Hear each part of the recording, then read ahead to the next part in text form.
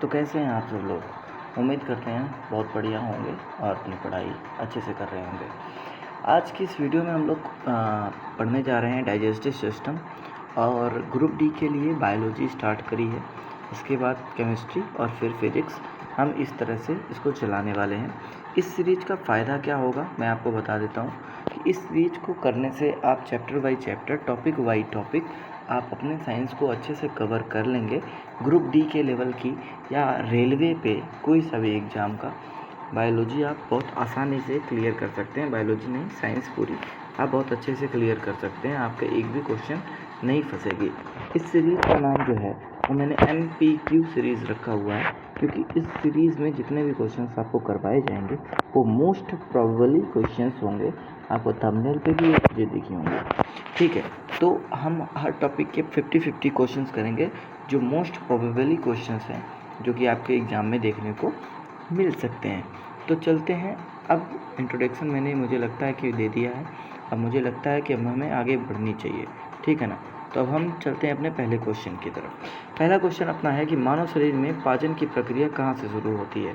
और हाँ, एक बात ये है कि अगर आपको PPT में कहीं कोई प्रॉब्लम हो रही है या आपको कंटेंट के तरीके में थोड़ी सी प्रॉब्लम हो रही है तो थोड़ा समझिएगा, कोशिश करिएगा समझने की कि थोड़े कम संसाधन हैं और सारे काम खुद करने होते हैं तो थोड़ी बहुत दिक्कतें हो जाती हैं, ठीक है। अभी कुछ दिन में मैं अपग्रेड करने की कोशिश करूँगा फ़िलहाल, ठीक है। फ़िलहाल जो है जैसा है वैसे काम चलाना पड़ेगा। थैंक यू कि आप समझ रहे होंगे, ठीक ना। तो पहले क्वेश्चन है अपना, मानव शरीर में पाचन की प्रक्रिया कहाँ से शुरू होती है। तो आपके ऑप्शंस हैं ग्रसनी, आमाशय, मुख गुहा, अन्न नली, ठीक है ना। तो आपका जो ऑप्शन है आंसर सी सही है, क्योंकि जब हम खाना खाना स्टार्ट करते हैं तो मुख में ही पाचन भोजन का स्टार्ट हो जाता है, मुख से ही, ठीक है ना। नेक्स्ट क्वेश्चन की तरफ हम लोग चलेंगे। नेक्स्ट क्वेश्चन है कि मानव के मुंह में कितने दांत अस्थायी रूप से होते हैं। मानव के मुख में कितने दांत अस्थायी रूप से होते हैं। ऑप्शन है 28, 30, 32 या 36। तो आपके आंसर जो सही है वो है 32 दांत। अस्थायी रूप से मानव के मुख में जो है 32 दांत होते हैं, ठीक है ना। अब देखिए क्वेश्चन नंबर 3, लार में कौन सा एंजाइम पाया जाता है। लार में कौन सा एंजाइम पाया जाता है। आपके पास ऑप्शन है 4, पेप्सिन, एमाइलेज, ट्रिप्सिन और लाइपेज। और जो आपका सही आंसर है वह है answer B, option B, amylase. Amylase enzyme लार में पाया जाता है जो कि वसा का पाचन करता है, ठीक है। क्वेश्चन नंबर 4, पित्तरस का निर्माण कहाँ होता है। पित्तरस का निर्माण कहाँ होता है। आपका ऑप्शन है अग्न्याशय, यकृत, आमाशय या आंत। आपका ऑप्शन जो क्वेश्चन नंबर 4 का ऑप्शन है वो ऑप्शन बी सही है, यकृत। यकृत में पित्तरस का निर्माण होता है। चलते हैं अगले क्वेश्चन की तरफ। क्वेश्चन नंबर 5, पित्तरस का संग्रहण कहाँ होता है। पित्तरस का संग्रहण कहाँ पे होता है दोस्तों। ये क्वेश्चन आपके सामने है और जहाँ तक मुझे लगता है कि सभी लोग उसको बता पाएंगे। इसका सही आंसर जो है आपने बिल्कुल सही बताया, पित्ताशय, ठीक है। छठवें क्वेश्चन पे चलते हैं हम। भोजन में प्रोटीन का पाचन सबसे पहले कहाँ शुरू होता है। ये थोड़ा सा टिपिकल क्वेश्चन हो सकता है क्योंकि बहुत सारे लोगों को ये क्वेश्चन नहीं पता होगा। आप बताने की कोशिश करें एक बार। इसका जो सही आंसर है वो है आंसर बी, आमाशय, ठीक है। 7वें क्वेश्चन की तरफ चलते हैं। बहुत ही फास्टली हम लोग पढ़ेंगे। 7वां क्वेश्चन है, भोजन में वसा का पाचन कहाँ शुरू होता है। भोजन में वसा का पाचन, अभी मैंने बताया वसा का पाचन कहाँ पे शुरू होता है। आपका जो क्वेश्चन नंबर 7 है इसका होता है आंसर सी सही, छोटी आंत। छोटी आंत में वसा का पाचन होता है। पेप्सिन एंजाइम किसके पाचन में सहायक होता है। जो पेप्सिन है वो प्रोटीन के पाचन में सहायक होता है। ऑप्शन बी आपका सही है। 8वां हो गया आपका। चलते हैं 9वें क्वेश्चन की तरफ। छोटी आंत का सबसे लंबा भाग कौन सा होता है। छोटी आंत का सबसे लंबा भाग कौन सा होता है। जानते हैं आप छोटी आंत के 3 भाग होते हैं, डुओडेनम, इलियम और जेनुनम, ठीक है ना। ये 3 भाग होते हैं और इनमें से जो सबसे लंबा भाग होता है वो होता है इलियम। इसके बाद पहुंचेंगे 10वें क्वेश्चन की तरफ। क्वेश्चन है आपका, पाचन तंत्र में विली का कार्य क्या होता है। विली का कार्य क्या होता है। क्वेश्चन नंबर 10 जो है उसमें आपका आंसर जो है वो पोषक तत्वों का अवशोषण करता है। जो विली होता है वो जो पोषक तत्व होते हैं हमारे रक्त वाहिकाओं में, जो पोषक तत्व होते हैं उनको वो क्या करता है, अब्जॉर्ब कर लेता है, पोषक तत्वों का अवशोषण करता है, उसी को विली कहते हैं, ठीक है। 11वां क्वेश्चन जो है आपके सामने वो ये है कि अग्न्याशय से निकलने वाले रस को क्या कहते हैं। अग्न्याशय से जो रस निकलता है उसको हम क्या कहते हैं, उसको हम कहते हैं पाचक रस। क्या कहते हैं, पाचक रस। आपका ऑप्शन बी सही है। 12वें क्वेश्चन पे हम देखेंगे मानव के मुख में लार का पीएच कितना होता है। ये थोड़ा सा टिपिकल क्वेश्चन हो सकता है, एग्जाम में अगर आ गया तो बहुत सारे लोग इसमें कंफ्यूज हो सकते हैं। आपका क्वेश्चन नंबर जो 12 है बिल्कुल इसका आंसर सही है, 6.8 लगभग, ठीक है ना, एक्यूरेट नहीं बोल सकते, लगभग 6.8 होता है। मानव के मुख में लार का जो पीएच वैल्यू होता है वो 6.8 होता है। बढ़ेंगे 13वें क्वेश्चन की तरफ। 13वां क्वेश्चन आपका है ट्रिप्सिन एंजाइम का निर्माण कहाँ होता है। ट्रिप्सिन एंजाइम का निर्माण जो होता है दोस्तों कहाँ पे होता है, ये हैं आपके सामने आपके ऑप्शंस, और बिल्कुल आपने सही बताया, आमाशय। आमाशय में ट्रिप्सिन एंजाइम का निर्माण होता है और आपका ऑप्शन सी सही है। 14वें क्वेश्चन की तरफ बढ़ेंगे। इंसुलिन हार्मोन का निर्माण किस ग्रंथि के द्वारा होता है। इंसुलिन हार्मोन के बारे में आप सब लोग जानते होंगे। इंसुलिन की इंजेक्शन लगता है उन लोगों को जिनको शुगर या डायबिटीज़ की बीमारी होती है, ठीक है ना। ये कहाँ पे होता है आपका, ये होता है यकृत में आपके, ठीक है ना। क्वेश्चन नंबर जो 14 है वो आपका ऑप्शन ए सही है, ठीक है। अब बढ़ेंगे अगले क्वेश्चन की तरफ। क्वेश्चन नंबर 15, भोजन का अधिकतम पाचन और अवशोषण कहाँ होता है। भोजन का अधिकतम पाचन और अवशोषण कहाँ होता है। क्वेश्चन नंबर 15 जो है आपका ऑप्शन सी सही है, छोटी आंत में होता है। सबसे ज़्यादा पाचन छोटी आंत में होता है। और यहीं पे बड़ी आंत का भी एक कार्य पूछा जाता है कई बार कि बड़ी आंत का सबसे मुख्य कार्य क्या है, तो बड़ी आंत का मुख्य कार्य होता है जल का अवशोषण करना। ध्यान रखिएगा, आगे क्वेश्चन आपको मिल सकते हैं। 16वें नंबर क्वेश्चन में हम चलेंगे। मानव पाचन तंत्र में सबसे बड़ा अंग कौन सा होता है।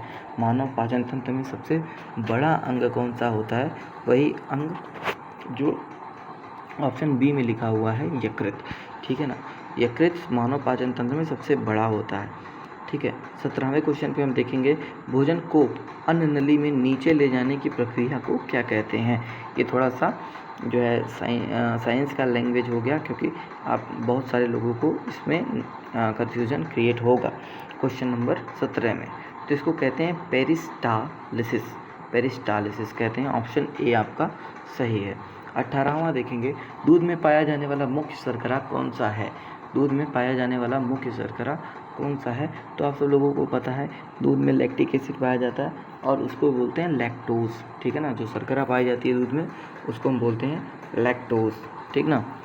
18वां क्वेश्चन के बाद हम पढ़ेंगे 19वां क्वेश्चन, लाइपेज एंजाइम किसके पाचन में मदद करता है। लाइपेज एंजाइम जो होता है वो किसके पाचन में मदद करता है, तो मैंने शायद पहले बताया है, इसका ऑप्शन ए सही है। वसा के पाचन के लिए लाइपेज एंजाइम आवश्यक होती है, ठीक है ना। लाइपेज एंजाइम वसा का पाचन करने में मदद करता है। 20वां क्वेश्चन के साथ इसे बढ़ेंगे।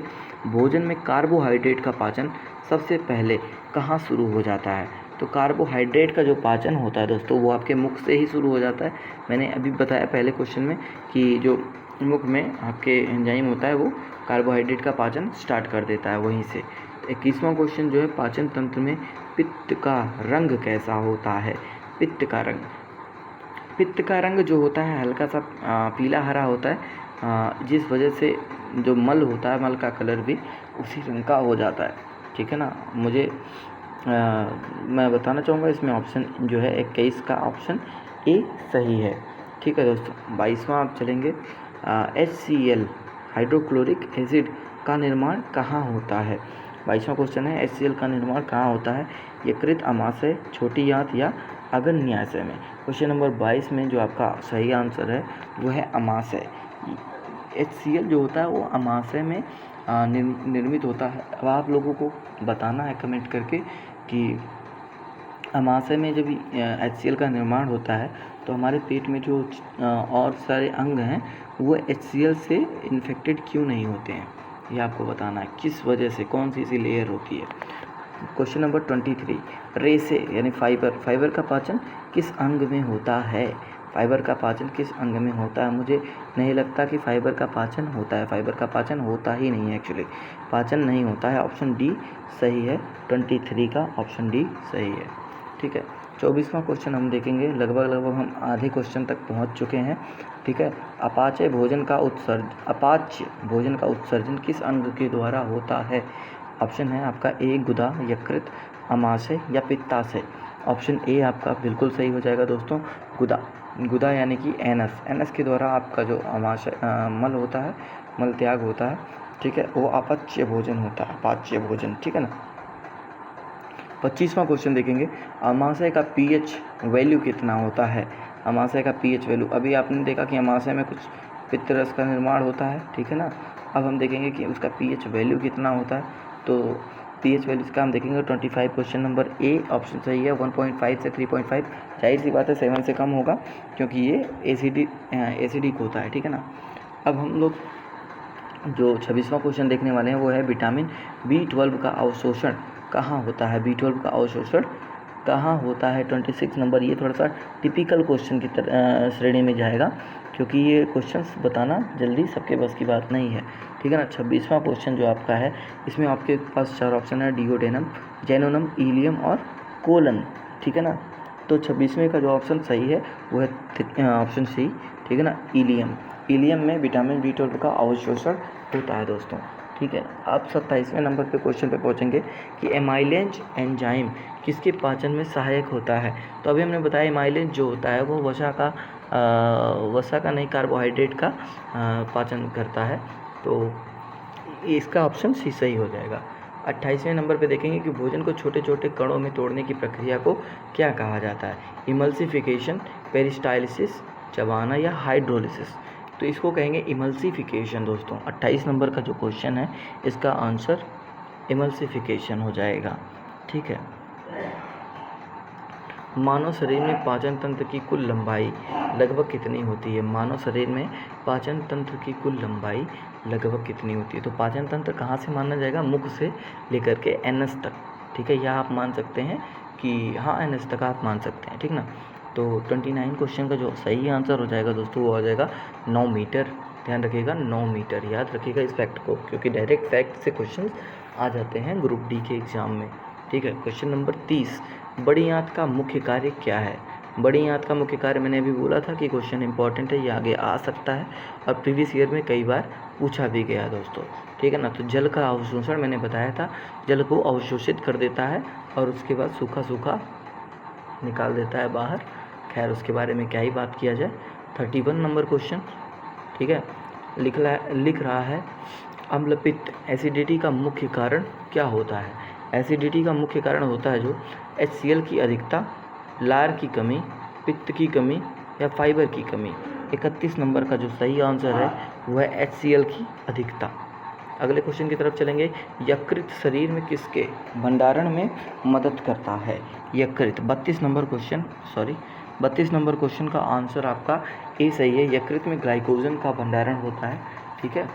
बढ़ते हैं अगले क्वेश्चन 33 नंबर, पाचन में इमल्सिफिकेशन किससे संबंधित है। इमल्सिफिकेशन किससे संबंधित है। ऑप्शन है ए वसा, बी प्रोटीन, सी कार्बोहाइड्रेट और डी है आपका खनिज। 33 नंबर क्वेश्चन, जिसका सही जवाब हो जाएगा आपका वसा। इमल्सिफिकेशन जो है वसा के पाचन से संबंधित है, वसा से संबंधित है। 34 नंबर देखेंगे कि अपच का मुख्य कारण क्या होता है। कम HCl, इसको मान सकते हैं अपच का जो मुख्य कारण होता है वो होता है पित्त की कमी, ठीक ना। ऑप्शन नंबर जो है 34 का ऑप्शन नंबर बी हो जाएगा, कम HCl। हाइड्रोक्लोरिक एसिड जो है वो कम होता है, वही आंसर आपका सही हो जाएगा। 35 नंबर देखेंगे दोस्तों, रेनिन एंजाइम किसके पाचन में सहायक होता है। रेनिन एंजाइम किसके पाचन में सहायक होता है और आपका आंसर जो है वो है दूध का प्रोटीन जो होता है उसको पचाने में रेनिन एंजाइम का कार्य होता है। शरीर का सबसे बड़ा ग्रंथि अंग कौन सा है। ग्रंथि उसको कहते हैं दोस्तों जहाँ से कुछ स्रावित होता हो, जैसे कोई भी क्या कहते हैं, उसको क्या कहते हैं याद नहीं आ रहा, चलिए जाने देते हैं, ठीक है ना। कुछ भी जब स्रावित होता है तो उसे ग्रंथि कहते हैं। तो सबसे बड़ा शरीर का ग्रंथि अंग कौन सा है, तो आप सब लोगों को पता है यकृत सबसे बड़ा ग्रंथि अंग है, ठीक है ना। ऑप्शन ए राइट हो जाएगा।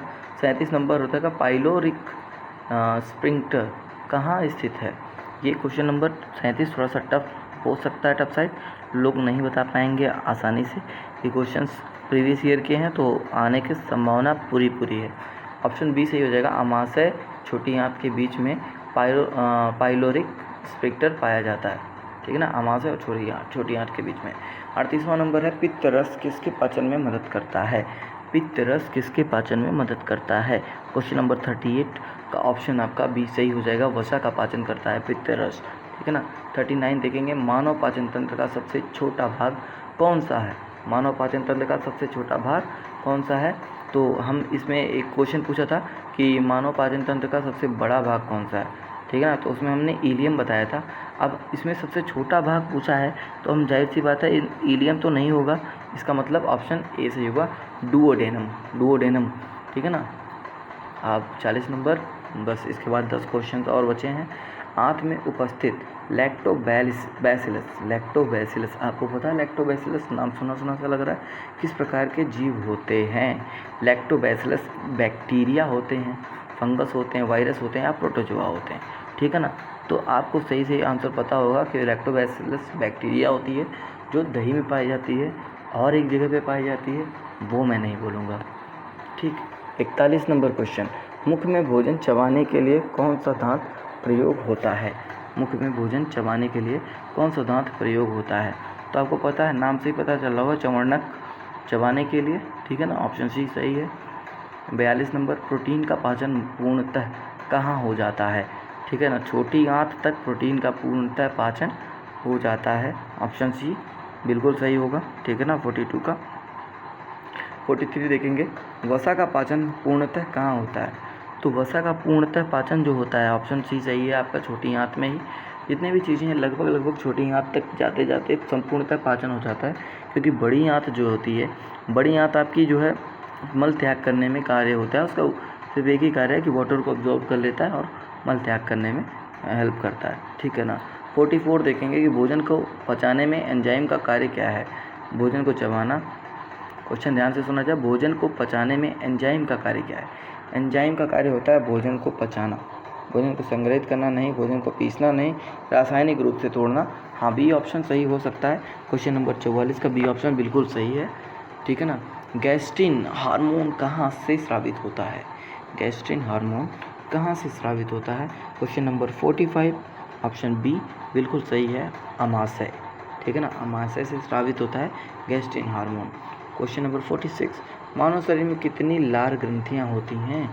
कितनी लार ग्रंथियाँ मानव शरीर में पाई जाती हैं? And the option B is बिल्कुल राइट है कि 3 लार ग्रंथियाँ होती हैं। 47 के साथ हम देखेंगे कि भोजन पचने के बाद अपशिष्ट पदार्थ कहाँ भेजे जाते हैं? भोजन पचने के बाद अपशिष्ट पदार्थ कहाँ भेजे जाते हैं? बड़ी आंत में, बड़ी आंत में, बिल्कुल सही जवाब है 47। लास्ट के 3 क्वेश्चन बचे हैं। पाचन के बाद ग्लूकोज शरीर में किस रूप में संग्रहित होता है? ग्लूकोज का क्या हो जाता है?